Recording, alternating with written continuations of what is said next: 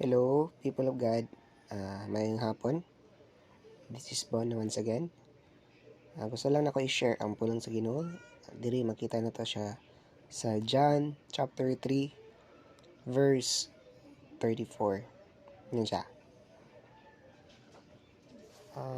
Paklaro ba? For the one whom God has speaks the word of God, for God gives the Spirit without limit. Yan siya. Matad pa niya, kung kinsa ko nung i-send sa Ginoo para mo share o mo share sa gospel o sa iyang pulong is naa siya dayon tabangan niya pinagi sa Holy Spirit without limit siya. Imagine, without limit. Subot pa sabot mag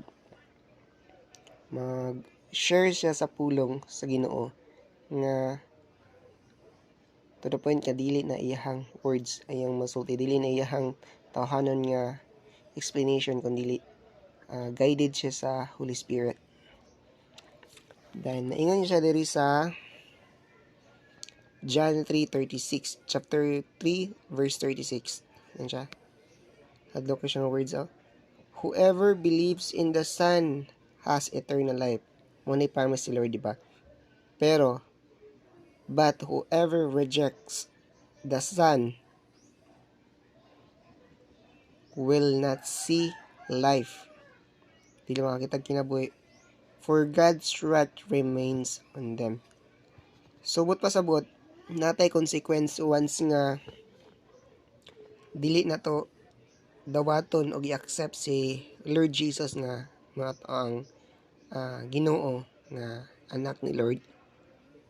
Kung dili na to siya i-accept as atong personal savior, makahiagom gyud ta sa kanang kapungot sa Ginoo.